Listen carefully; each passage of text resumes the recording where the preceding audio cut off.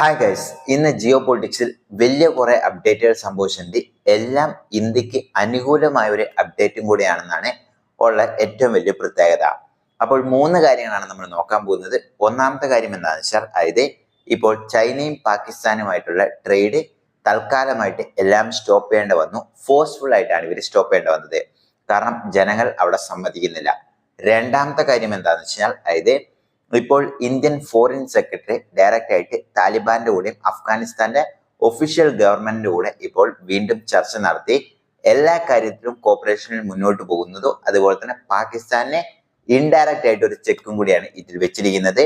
മൂന്നാമത്തെ കാര്യം എന്താ വെച്ചാൽ, അതായത് താലിബാന് അമേരിക്ക ഓരോ ആഴ്ചയും ബില്യൺ കൊടുത്ത് ഇത്രയും നാളും ഫണ്ട് ചെയ്തുകൊണ്ടിരുന്നത് അമേരിക്ക തന്നെയാന്നുള്ള കാര്യങ്ങളൊക്കെ പുറത്തു വന്നിരിക്കുന്നു. ഉള്ള കാര്യങ്ങളൊക്കെയാണ് നമ്മൾ ഇന്നത്തെ ഈ വീഡിയോ ഡീറ്റെയിൽ ആയി നോക്കാൻ പോകുന്നത്. അപ്പോൾ മൂന്നും സെപ്പറേറ്റ് വീഡിയോ ചെയ്യാതെ ഒരു വീഡിയോ ചെയ്തതാണ്. അപ്പോൾ ഈ വീഡിയോ ഇച്ചിരി ലെങ്ത് ഉണ്ടാവും, അപ്പോൾ കഴിയുന്നത് സ്കിപ്പ് ചെയ്യാതെ കാണുക. ഇപ്പൊ വീഡിയോയിലോട്ട് കിടക്കാം. ഒന്നാമത്തെ കാര്യം, നമുക്ക് അമേരിക്കൻ ഫണ്ടിങ്ങിൽ നിന്ന് തന്നെ സ്റ്റാർട്ട് ചെയ്യാം.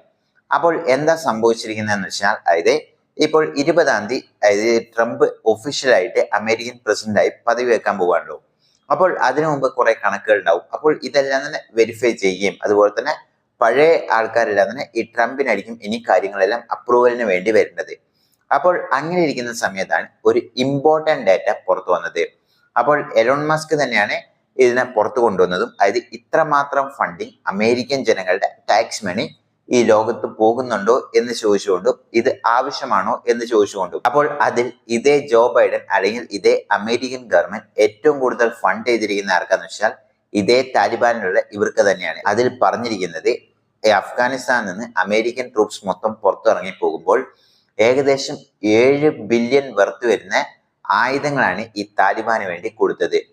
57.6 മില്യൺ US$ അവർക്ക് കൊടുത്തിട്ടാണ് പുറത്തു പോയിരിക്കുന്നത്. ഇത് തന്നെ ഒരു ഷോക്കിംഗ് ഇൻഫർമേഷനായി വന്നു.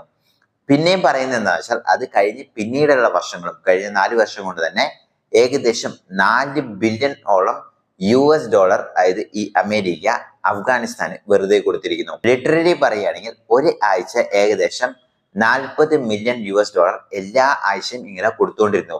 ഇതുകൊണ്ട് തന്നെയാണ് അതായത് താലിബാൻ അങ്ങനെ പെട്ടെന്നൊന്നും ഒരു വീക്കായി പോവാത്തത്. അവർക്ക് നല്ല സപ്പോർട്ടിങ്സ് ഇതുവരെയും അമേരിക്കന്റെ അടുത്ത് നിന്ന് കിട്ടി. അതുകൊണ്ട് തന്നെയാണ് പാകിസ്ഥാനെതിരെ അവർ അറ്റാക്ക് ചെയ്യുന്നതും. അതുപോലെ തന്നെ ഇത് ഉപയോഗിച്ച്, ഈ ഫണ്ടിങ് ഉപയോഗിച്ച് തന്നെയാണ് അവർ തെഹ്രീക്ക് താലിബാൻ അതായത് TTP എന്ന് പറയുന്ന ഇവരെയും വളർത്തിവിട്ടത്. ഇപ്പോൾ ഈ രണ്ട് ആൾക്കാരും കൂടെ, അതായത് താലിബാനും തെഹ്രീക്ക് താലിബാനും കൂടെ ഇപ്പോൾ പാകിസ്ഥാനെതിരെ ഒരു സ്ട്രോങ് ഫോഴ്സായി നിൽക്കുന്നു. പാകിസ്ഥാൻ അത് വലിയൊരു ഭീഷണിയായി തന്നെയാണ് ഇപ്പോൾ മുന്നിൽ കാണുന്നത്. ഇനി രണ്ടാമത്തെ കാര്യം നമുക്ക് നോക്കാം, അതായത് ഇന്ത്യയും അഫ്ഗാനിസ്ഥാനുമായിട്ടുള്ള ചർച്ച. അപ്പോൾ അതായത് കഴിഞ്ഞ 4 വർഷങ്ങൾക്ക് മുമ്പാണ് ഈ അഫ്ഗാനിസ്ഥാൻ താലിബാൻ പിടിച്ചെടുത്തത്. അന്ന് തൊട്ട് തന്നെ ഇന്ത്യ താലിബാന് എതിരായിട്ട് നമ്മൾ ഒന്നും പ്രവർത്തിച്ചില്ല, താലിബാന് അനുകൂലമായും പ്രവർത്തിച്ചില്ല. പക്ഷെ അഫ്ഗാൻ ജനതയ്ക്ക് വേണ്ടി നമ്മൾ കുറെ ഫുഡ് ആയിക്കോട്ടെ, അതായത് മെഡിസിൻസ്, വാക്സിൻസ്, പെസ്റ്റിസൈഡ്സ്, ഇങ്ങനെയുള്ള എല്ലാ കാര്യങ്ങളും നമ്മൾ അഫ്ഗാൻ ജനതയ്ക്ക് വേണ്ടി ചെയ്തിട്ടുണ്ട്. ഇതുകൂടാതെ ഇപ്പോൾ റീസെന്റ് ആയിട്ട്, അതായത് കഴിഞ്ഞ ദിവസമാണ് ഇപ്പോൾ ആദ്യമായിട്ട് ഇന്ത്യൻ ഫോറിൻ സെക്രട്ടറി തന്നെ അഫ്ഗാനിസ്ഥാനിലെ ഇപ്പോൾ ആക്റ്റീവ് ഫോറിൻ മിനിസ്റ്ററുമായി ചർച്ച ചെയ്തിരിക്കുന്നത്. ഇതിൽ കുറെ കാര്യങ്ങൾ ചർച്ച ചെയ്തു എന്നാണ് പറയുന്നത്. ഇതിൽ പ്രധാനമായിട്ടും ഇപ്പോൾ നമ്മൾ നോക്കേണ്ട ഒരു കാര്യം, അതായത് പാകിസ്ഥാനും താലിബാനുമായിട്ടുള്ള പ്രശ്നം രൂക്ഷത്തിൽ നിൽക്കുമ്പോഴാണ് നമ്മൾ അഫ്ഗാനിസ്ഥാനുമായി അപ്രോച്ച് ചെയ്യുന്നത്. ഇത് എന്തുകൊണ്ടും ഇന്ത്യക്ക് ഒരു നല്ലൊരു സാഹചര്യം തന്നെയാണ്. പാകിസ്ഥാന് ഇത് അത്ര അനുകൂലമായ സാഹചര്യവുമല്ല. അപ്പോൾ ഈ ഒരു മീറ്റിംഗിൽ പല കാര്യങ്ങളും ഡിസ്കസ് ചെയ്തു എന്ന് പറഞ്ഞെങ്കിലും ട്രേഡ്, സെക്യൂരിറ്റി, ഫുഡ്, അതുപോലെ തന്നെ ക്രിക്കറ്റ്, ഇങ്ങനെയുള്ള കാര്യങ്ങൾ കൂടുതലായിട്ടും ഡീറ്റെയിൽ ആയി ഡിസ്കസ് ചെയ്തു എന്നാണ് പറഞ്ഞിരിക്കുന്നത്. ഇനി അവസാനത്തെ ടോപ്പിക്കിലോട്ട് കിടക്കാം. അതായത് നമ്മൾ പറഞ്ഞല്ലോ, അതായത് പാകിസ്ഥാനും ചൈനയുമായിട്ടുള്ള എല്ലാവിധ ട്രേഡുകളും സ്റ്റോപ്പ് ചെയ്തു എന്ന്. അപ്പോൾ ഇതെന്താ സംഭവിച്ചിരിക്കുന്നതെന്ന് വെച്ചാൽ, അതായത് ഇവര് മനഃപൂർവ്വം സ്റ്റോപ്പ് ചെയ്താൽ ഇവർക്ക് വേറെ വഴിയില്ലാതെ സ്റ്റോപ്പ് ചെയ്താണ്. ഗിൽഗിറ്റ് ബൾക്കിസ്ഥാന്റെ കുറെ കാര്യങ്ങൾ നമ്മൾ നമ്മുടെ ചാനലിൽ തന്നെ കുറെ വട്ടം ഡിസ്കസ് ചെയ്താണ്. അവിടെയുള്ള ജനങ്ങൾക്കെല്ലാം തന്നെ പാകിസ്ഥാൻ മര്യാദയ്ക്ക് ട്രീറ്റ് ചെയ്യുന്നില്ല. അപ്പോൾ ഈ പാകിസ്ഥാന്റെ പണ്ട് തൊട്ടേ അഡ്മിനിസ്ട്രേഷൻ ഫെയിലിയർ ആണ്. അതായത് അവർക്ക് ഭരിക്കണം എന്നുണ്ട്, പക്ഷെ എങ്ങനെ ഭരിക്കണം എന്നറിയില്ല. ഒരു സ്റ്റേറ്റ് ഒക്കെ അവർക്ക് ഭരിക്കാനുള്ള എൻ്റെയർ കഴിവുള്ളൂ.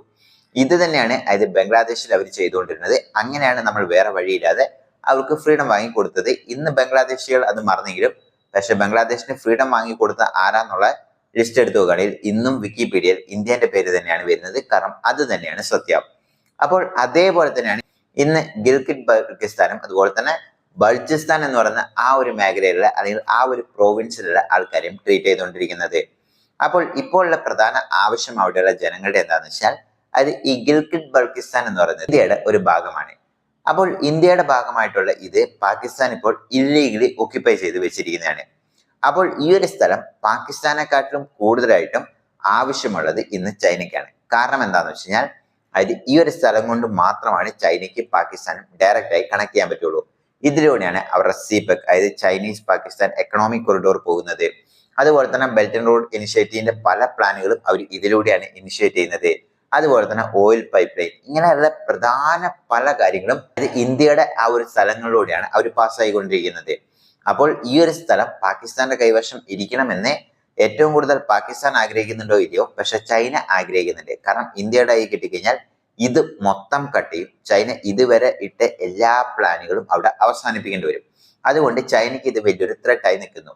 ഇപ്പോൾ എന്താ പ്രശ്നം എന്ന് വെച്ച് കഴിഞ്ഞാൽ അതായത് ഈ ഗിൽഗിറ്റ് ബൾക്കിസ്ഥാൻ എന്ന് പറയുന്നത് ഇവിടെ ഏകദേശം 127ഓളം ഹൈഡ്രോ ഇലക്ട്രിക് പവർ പ്ലാന്റുകളും അതുപോലെ തന്നെ 34ഓളം തെർമൽ പവർ പ്ലാന്റുകളും ഉണ്ട്. അതായത് ഇവിടെ അത്രമാത്രം റിസോഴ്സ്ഫുൾ നിറഞ്ഞ ഒരു സ്ഥലമാണ് ഗിൽഗിറ്റ് ബൾക്കിസ്ഥാൻ എന്ന് പറയുന്നത്. അപ്പോൾ ഇവിടെ എന്താ പ്രശ്നം എന്ന് വെച്ച് കഴിഞ്ഞാൽ അതായത് ഈ സ്ഥലങ്ങളിലുള്ള ഈ റിസോഴ്സസ് അതായത് ഈ ഇലക്ട്രിസിറ്റി മൊത്തം ഈ പാകിസ്ഥാൻ ഗവൺമെന്റ് മൊത്തം ഇവിടുന്ന് കട്ടുകൊണ്ട് പോവുകയാണ്. അതായത് ഇവിടുന്ന് എടുത്തു കൊണ്ടുപോയി അവിടെ സെൻട്രലിലുള്ള ആൾക്കാർക്കെല്ലാം തന്നെ മര്യാദയ്ക്ക് കൊടുക്കുകയാണ്. അതായത് പഞ്ചാബികൾ കൂടുതലുള്ള സ്ഥലങ്ങളെല്ലാം അവർ മര്യാദയ്ക്ക് കൊടുത്തുകൊണ്ട് അവിടെ ലാവിഷായി കഴിയാണ്. അപ്പോൾ ഇവിടെയുള്ള ജനങ്ങൾക്ക് കഴിഞ്ഞ ഒരു ദിവസമായിട്ട് ഇലക്ട്രിസിറ്റി കിട്ടിയിട്ടില്ല. അതുകൊണ്ട് ഇവിടെ അത് കൂടുതലും നമുക്കറിയാം ഹിമാലയ ആ റേഞ്ചെല്ലാം അടുത്തായതുകൊണ്ട് തന്നെ കൂടുതലും തണുപ്പും ഒക്കെ ഉള്ള സ്ഥലങ്ങളാണ്. ഇവിടെ കുക്ക് ചെയ്യാൻ പറ്റുന്നില്ല. അതുപോലെ തന്നെ നോർത്ത് ഇന്ത്യ അതുപോലെ തന്നെ ഈ തണുപ്പ് കൂടിയ സ്ഥലങ്ങളിലെല്ലാം തന്നെ കറണ്ട് ഹീറ്ററുകളായിരിക്കും കൂടുതലും വീടുകളിലെല്ലാം ഉപയോഗിക്കുന്നത്. ഹീറ്ററുകൾ ഉപയോഗിക്കാൻ പറ്റുന്നില്ല. അതുപോലെ തന്നെ ഹീറ്റർ വെച്ച് വെള്ളം ചൂടാക്കാൻ പറ്റും. ഇങ്ങനെ ആൾക്കാർ വളരെ പ്രതിസന്ധിയിലാണ് ഉള്ളത്. കാരണം അവിടെ ഫയർ വർക്ക് വളരെ കുറവാണ് ഉപയോഗിക്കുന്നത്. അപ്പോൾ അങ്ങനെ നിൽക്കുമ്പോൾ അതായത് പാകിസ്ഥാൻ ഇങ്ങനെ കൊടുക്കാതാവുമ്പോൾ അവരുടെ ജീവിതം അവിടെ സ്തംഭിച്ചു പോവുകയാണ്. ഇത് ഒന്നാമത്തെ ഇഷ്യൂ ആയി നിൽക്കുന്നു. ഇത് തന്നെയാണ് പാകിസ്ഥാൻ്റെ ഉള്ളിലുള്ള ബൾച്ചിസ്ഥാനിലുള്ള ആൾക്കാരും പറയുന്നത്. അത് അവരുടെ സ്ഥലത്തുള്ള എല്ലാ കാര്യങ്ങളും റിസോഴ്സ്ഫുള്ളും എടുത്തുകൊണ്ടുപോയി തിരിച്ച് ഒന്നും തന്നെ അവർക്ക് കൊടുക്കുന്നില്ല. അതുകൊണ്ട് തന്നെയാണ് അവരും സെപ്പറേറ്റ് രാജ്യം വേണം എന്ന് പറയുന്നത്. പക്ഷെ ഇവര് സെപ്പറേറ്റ് രാജ്യം വേണം എന്ന് പറയുന്നതിനെക്കാട്ടിലും അതായത് ഇന്ത്യയുടെ കൂടെ ചേരാം എന്ന് പറയുന്ന ഒരു നല്ലൊരു വിഭാഗം ആൾക്കാർ അവിടെ ഉണ്ട്.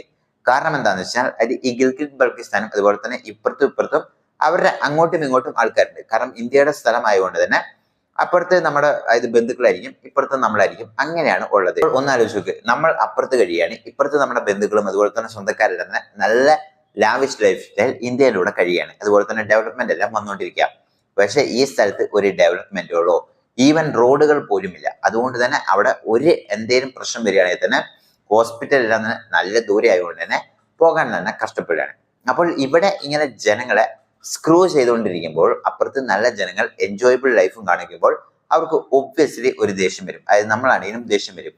അങ്ങനെ ഇരിക്കുമ്പോഴാണ് അതായത് അവിടെയുള്ള ജനങ്ങൾ പ്രധാനപ്പെട്ട അതായത് ഈ ചൈനയും പാകിസ്ഥാനെയും കണക്ട് ചെയ്യുന്ന കരക്കോറം നാഷണൽ ഹൈവേ എന്ന് പറയുന്ന അതിനെ കംപ്ലീറ്റ് ആയിട്ട് ബ്ലോക്ക് ചെയ്തുകൊണ്ട് അവർ പ്രൊട്ടസ്റ്റിൽ വന്നിരിക്കുന്നത്. അപ്പോൾ ഇങ്ങനെ ഒരു പ്രൊട്ടസ്റ്റ് കാരണം ഒരു വണ്ടീനെയും അങ്ങോട്ടും ഇങ്ങോട്ടും കിടത്തി വിടുന്നില്ല. അതിലും ഹുൻസ ഡിസ്ട്രിക്ട് എന്ന് പറയുന്ന ആ ഒരു സ്ഥലത്താണ് കംപ്ലീറ്റ് ബ്ലോക്ക് നടത്തിയിരിക്കുന്നത്.